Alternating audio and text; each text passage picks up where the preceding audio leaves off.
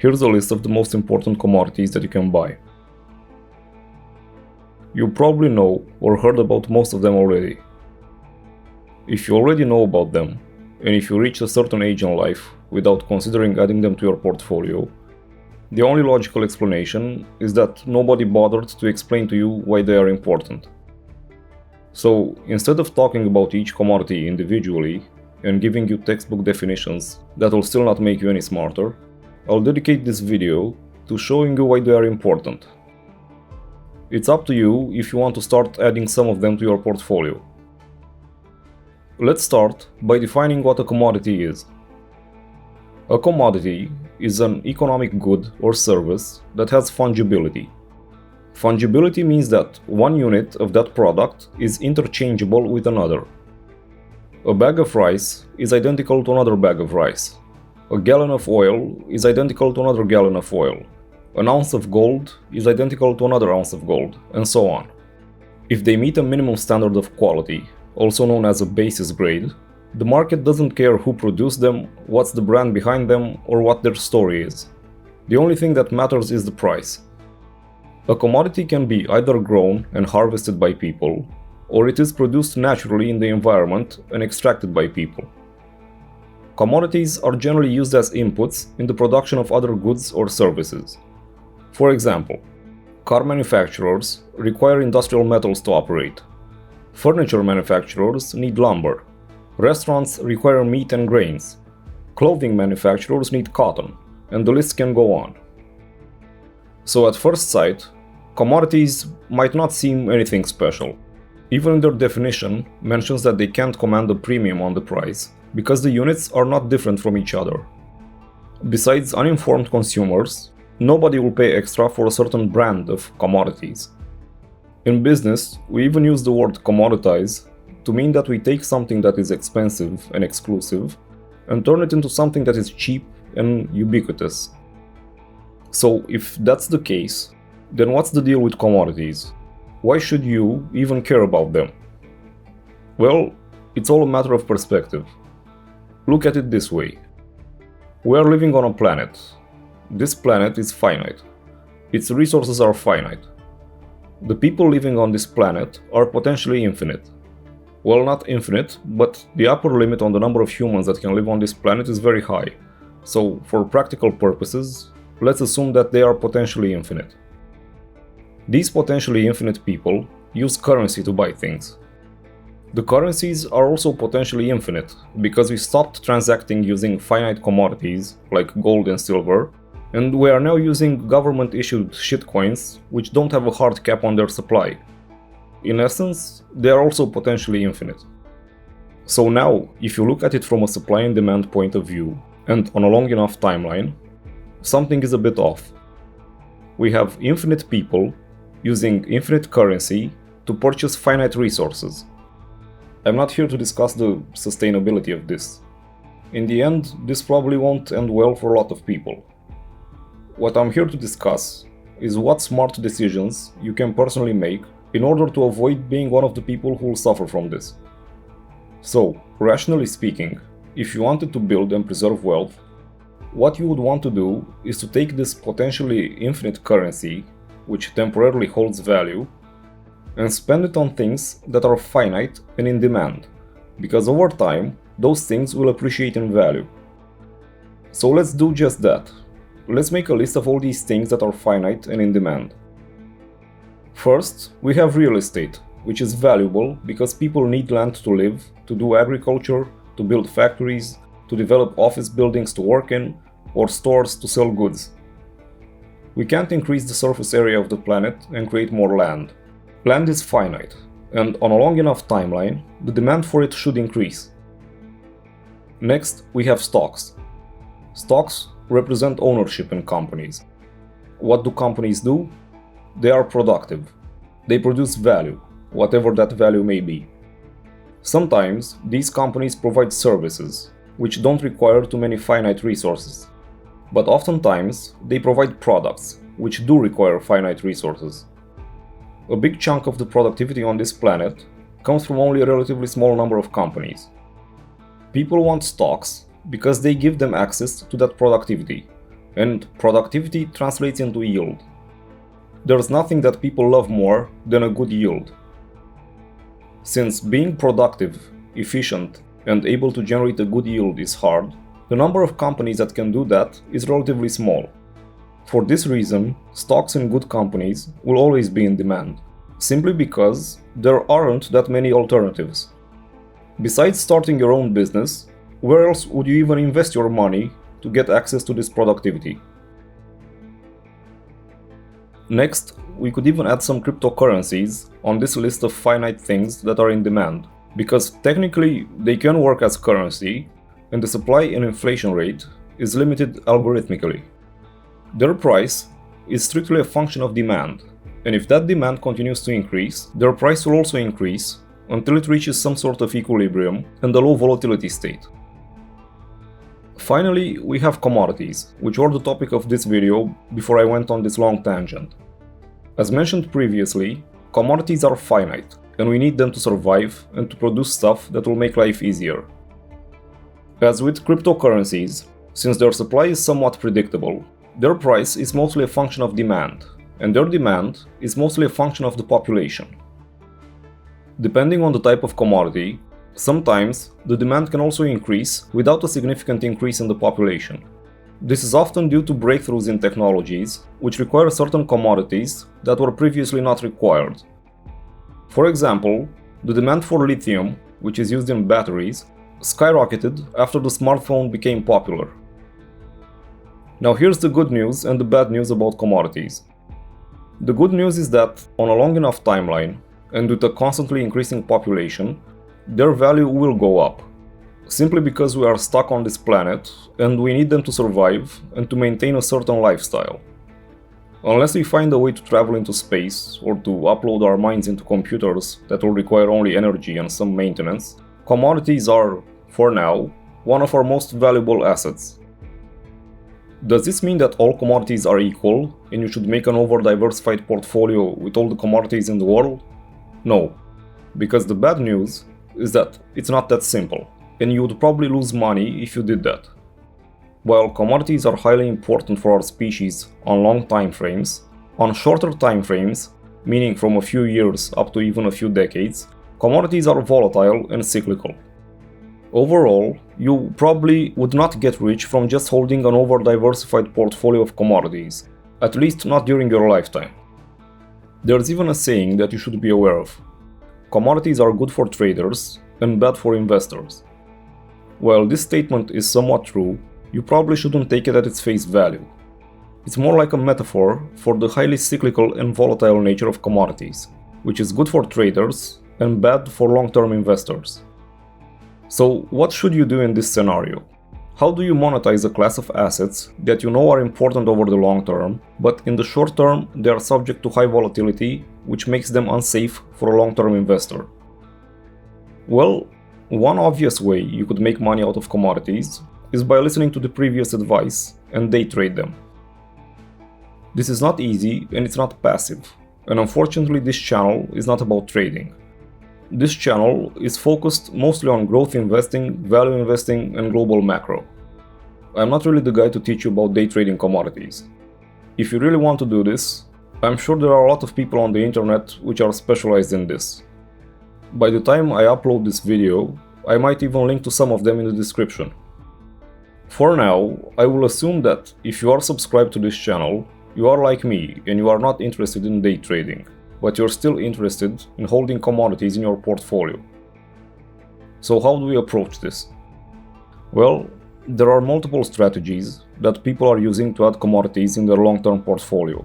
But in my opinion, there's only one strategy that works, and it's worth considering. I don't want to waste your time, and my time, with strategies that somewhat work. So I'll just go straight to the point. The way you make money with commodities is by doing what's known as commodities trend following. This is exactly what it says on the tin. Since commodities are cyclical, this means that they have periods where they go up and periods where they go down. These periods are the trends. How long these trends last depends on many factors. Sometimes they can last for a few years, and sometimes they can last for a few decades. The first thing that needs to be addressed is how do you spot a trend? The second thing that needs to be addressed is what financial instruments can you use to invest in commodities? I will address both of these things right now. When it comes to spotting trends, I'll start from the most unscientific methods first, and then go towards the more scientific ones. The first unscientific method is to use your intuition. I'm aware of how stupid this sounds, but some pretty significant gains that I made came from my intuition, which was then backed by research. Be aware though that intuition without research is a trap, and research without intuition is very time consuming. Let's go back to that example about lithium that I mentioned earlier. Let's say you were a young man in your 20s when this thing called the iPhone came out, and you had some disposable income. You saw people going crazy over this iPhone, and you saw countless other companies trying to dominate the market with their own competing products. Your intuition told you this is just the beginning of a new trend. You could have then backed that intuition with research by looking at the sales numbers, by gauging the interest with tools like Google Trends, or simply by paying attention to the world around you and seeing it adopting these technologies. You could have then checked what materials those products were using and invested in them. Lithium would have been an obvious play because of its use in all kinds of batteries. In hindsight, the smartest play would have been to simply buy stocks in these companies. But if you are a more conservative investor and you are afraid that some of them would have failed, investing in commodities would have been the safer choice. You'd still have gotten the benefits of this new trend, but without the exposure to the risk inherent in stocks. The second method, which is also pretty unscientific and not accessible to everyone, is to have friends. Preferably friends who own companies or work for companies which heavily use commodities. The people buying commodities for their own business are the first to spot trends and the first to complain about how certain commodities are getting more expensive. It was here when I first started hearing people who were working with lumber complaining about the price. I didn't invest in lumber then. This is the price today. This investment would have easily beaten the S&P if I just listened more and did some more research. Now let's move on to more scientific methods of determining trends in commodities. One of the oldest and most reliable methods that even your grandma probably knows is inflation. If inflation goes up, the price of commodities goes up. If inflation goes down, the price of commodities goes down. If you've been paying attention from the beginning, you already know why this is true. It's a simple case of supply and demand. People use currency to buy commodities. Inflation means that the supply of currency increases. If the supply of currency increases, and the demand and the production of commodities stays the same, the price will go up. While this method is good, and it probably helped your ancestors save their wealth in times of hyperinflation by simply buying gold, you have to remember that not all commodities are like gold. Gold is well known as a commodity, which has been used as money for millennia, and it responds quickly to inflation. The price of gold is rarely determined by the demand for jewelry or electronics. It's mostly determined by people's expectations of economic turmoil and inflation. The modern world is complex though, and you can't rely on this method for all commodities. Let's take oil as a recent example. When the pandemic hit, the economies all over the world shut down, and the governments started the money printers. Everyone knew inflation was inevitable and went into gold. After an initial drop in price, caused by a liquidity crisis in the banks, gold reached new all-time highs. Meanwhile, oil went down, the futures contracts even went negative for a while, and today the price sits at the same level as it was 4 years ago. This expectation of inflation did not manifest in the price of oil, because the real-world demand dropped more than the rate of inflation. There are countless examples like these throughout history, but the main point is that, as a general rule, commodities do go up with inflation, but only if the demand remains the same. The thing is that inflation, or hyperinflation, doesn't just happen. Usually there's a cause, or multiple causes. For this reason, you should pay attention and try to figure out if the factors that cause the inflation can also cause a drop in the demand of certain commodities. If the drop in demand is higher than the rate of inflation, then the price of the commodity will probably go down as well. The final and the most reliable method to invest in commodities is to use technical analysis to determine the trend. Technical analysis is a methodology for identifying trading opportunities and forecasting the direction of the price through the study of past market data by analyzing statistical trends gathered from trading activity. If it sounds complicated, that's because it is, but one way to remember it is to compare it to fundamental analysis. When a guy like Warren Buffett wants to invest in a company, he does a fundamental analysis on it by looking at its income, assets, profit, operating cash flow, and so on. He then determines if the company is overvalued or undervalued. Technical analysts look at price and volume charts because they believe that past trading activity and price changes of a security can be valuable indicators of the security's future price movements. Obviously, nobody stops you from doing both when you want to invest. But since we are talking about spotting trends in commodities, technical analysis is the only way to go. What you'll want to do is to use an indicator called the moving average. To understand how it works, let's look at a simple daily price chart. As you can see, this chart is noisy because the price fluctuates up and down every day. A moving average calculates the average price for a period that you specify. For example, 200 days. The average is constantly calculated and it updates each day. The result is a much smoother price chart that eliminates the noise. When we try to determine a moving average for commodities to spot a trend, we'll be using a 300 days moving average because it works better. Obviously, you won't have to do this yourself because we have tools that do this for you, like TradingView. Now, the way it works is like this.